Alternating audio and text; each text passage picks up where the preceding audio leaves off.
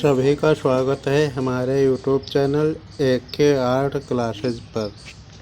आज मैं आप सभी को TGT परीक्षा में पूछे जाने वाले प्रश्नों से संबंधित एक वीडियो लेकर के आया हूं, जिसमें कुछ प्रश्न आपको बताए जाएंगे जो कि परीक्षा की दृष्टि से बहुत ही महत्वपूर्ण हैं। तो देखिए, सर्वप्रथम पहले आप ये देखते जाइए कि जो प्रश्न हैं उन प्रश्नों को देखिए और अपना स्वमूल्यांकन करते जाइए कि हम जितने भी प्रश्न बता रहे हैं उसमें कौन सा प्रश्न आपके कुल कितने प्रश्न सही हुए और कितने गलत हुए। तो स्वमूल्यांकन का कैसे करना है वो आप देखिए। सर्वप्रथम आपको इस प्रकार से अपनी कॉपी पे 3 लाइनें खींच लेनी हैं। एक तरफ आपको जो प्रश्न बताया जाए उस प्रश्न का नंबर लिख लीजिए। मान लीजिए जैसे 1, 2, 3, 4 इस प्रकार से लिखते जाना है। और उसके बाद अगले वाले जो लाइन है उसमें आपको लिखना है। आपने मान लीजिए वह प्रश्न देखा जो स्क्रीन पे आपके सामने है, उसको देखा और उसका उत्तर जो आपको समझ में आए वो यहाँ पर लिख लीजिए। जैसे मान लिया प्रश्न पहला देखा, उसका उत्तर बी समझ में आया तो बी कर दिया।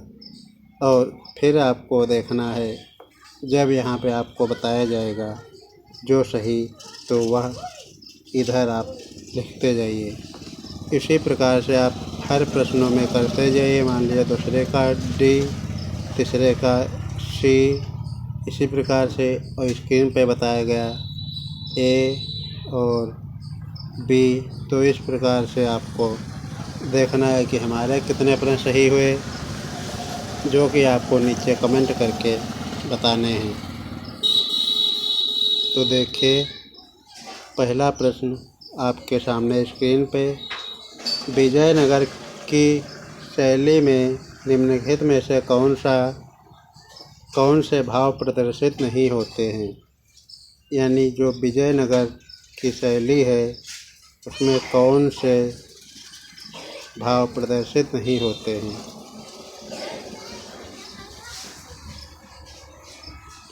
तो देखना है, पहला ए शांति, दूसरा ऑप्शन बी प्रसन्नता, तीसरा ऑप्शन दुख, चौथा करुणा। तो सही उत्तर क्या है? विजयनगर की शैली में निम्नलिखित में से कौन से भाव प्रदर्शित नहीं होते हैं। सही उत्तर बी प्रसन्नता का भाव उसमें प्रदर्शित नहीं होता है। उसके बाद देखिए अगला प्रश्न,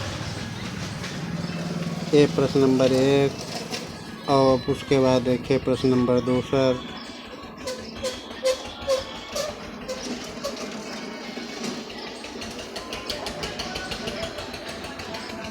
प्रश्न संख्या 2 जयपुर शैली के चित्रों में बेल बूटेदार हंसियों का प्रयोग हुआ, यह किस शैली की देन है।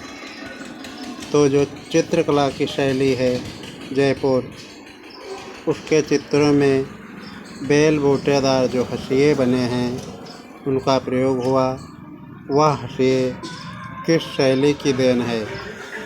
तो पहला विकल्प ए अपभ्रंश शैली, विकल्प बी मुगल शैली, विकल्प सी राजस्थानी शैली, विकल्प डी कंपनी शैली।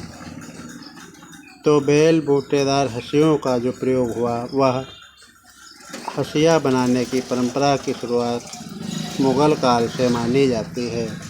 तो यही पूछ रहा है कि जयपुर शैली के चित्रों में बेल बूटेदार हंसियों का प्रयोग हुआ है, यह किस शैली की देन है। तो सही ऑप्शन मुग़ल शैली। उसके बाद देखिए प्रश्न नंबर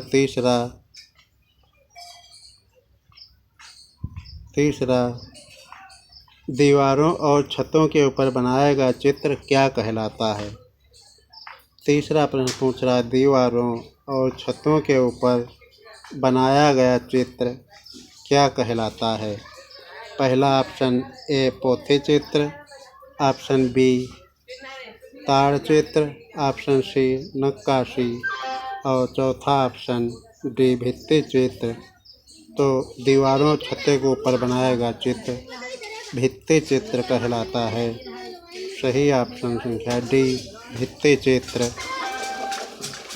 उसके बाद देखिए अगला प्रश्न नंबर चौथा।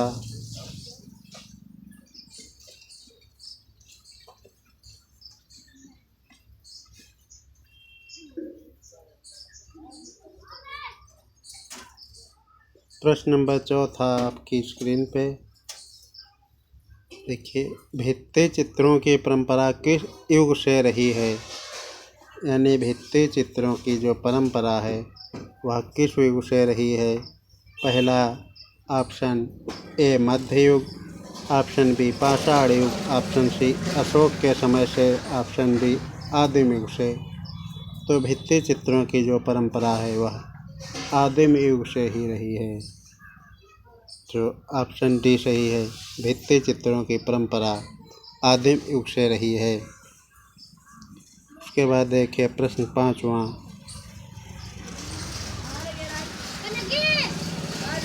प्रश्न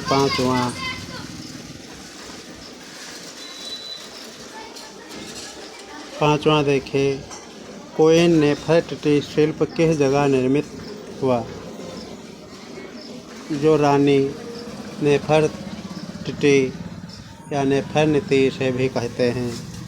तो कोयन नेफरटिटी शिल्प किस जगह निर्मित हुआ? जो रानी नेफरनिती का शिल्प है वह किस जगह बना?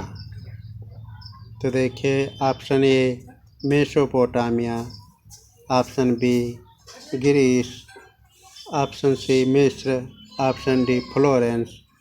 तो सही विकल्प ग्रीस।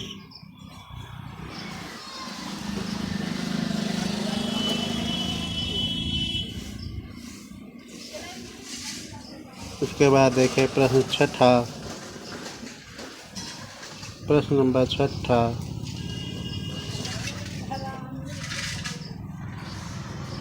छठा प्रश्न देखिए, प्रारंभिक चरण में किस देश की कला का स्वभाव ज्यामिति था? प्रारंभिक चरण में कौन से देश की कला का स्वभाव जो है वह कैसा था? ज्यामिति था। यानी किस देश की कला जो है प्रारंभ में ज्यामिति प्रकार की थी? तो ऑप्शन ए यूनान, बी चीन, सी भारत, डी अफ्रीका। तो सही उत्तर यूनान। उसके बाद देखिए सातवां, जो कि आपकी स्क्रीन पे है। सातवां, भित्ति चित्र के सबसे प्राचीन नमूने किस स्थान पर प्राप्त होते हैं? यानी भित्ति चित्रों की जो परंपरा है वह सबसे प्राचीन नमूने किस स्थान पर प्राप्त होते हैं?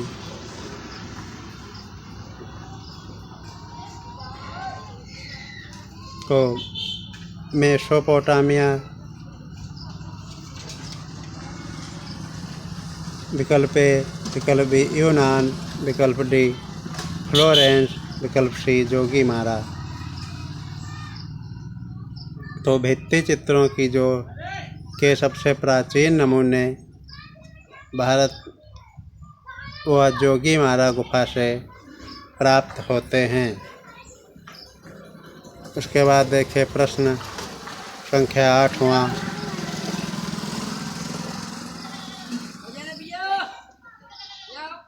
प्रश्न नंबर आठवां।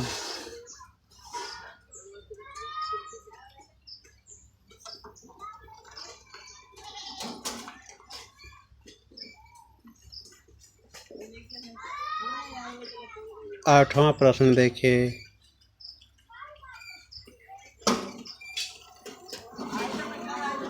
प्रश्न नंबर आठवां।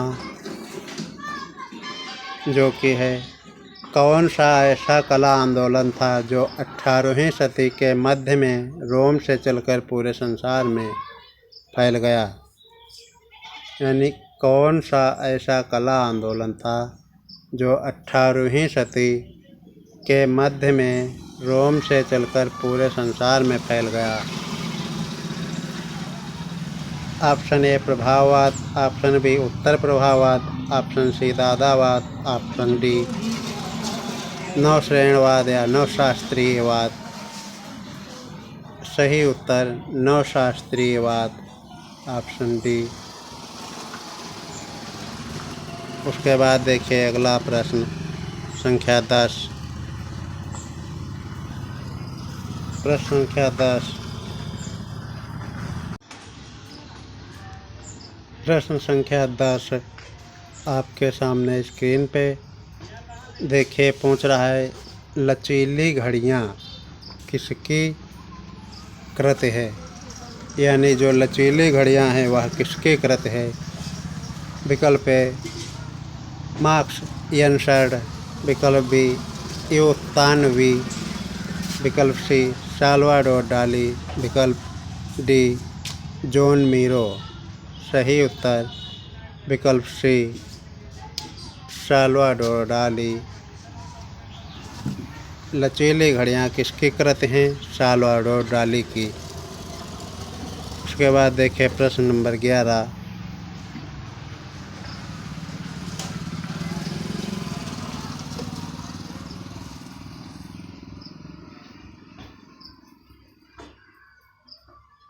प्रश्न नंबर 11 देखिए,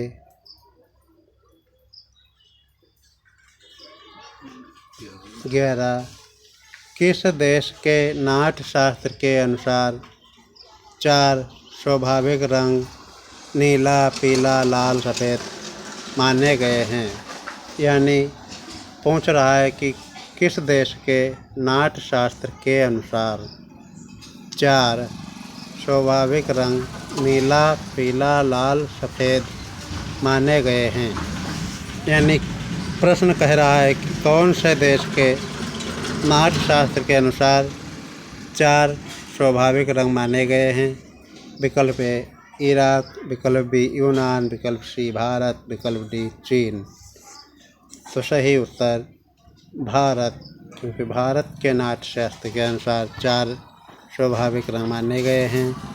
उसके बाद देखिए प्रश्न नंबर 12।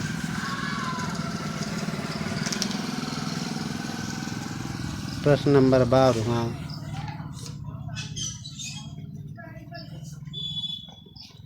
किस शैली के चित्रों में विभिन्न प्रकार के रंगों का प्रयोग करने से उनके चित्रों में एक अजीब प्रकार की विचित्रता आ गई? यानी पूछ रहा है कि कौन से शैली, किस शैली के चित्रों में विभिन्न प्रकार के रंगों का प्रयोग करने से उनके चित्रों में एक अजीब प्रकार की विचित्रता आ गई। पहला जो है ऑप्शन ए गढ़वाल शैली, ऑप्शन बी सरकी शैली, ऑप्शन सी मालवा शैली, ऑप्शन डी अंबर शैली। सही उत्तर अंबर शैली। उसके बाद देखिए प्रश्न नंबर 13। यह प्रश्न जो था यह 12 नंबर था। अब उसके बाद देखिए प्रश्न नंबर 13 क्या है।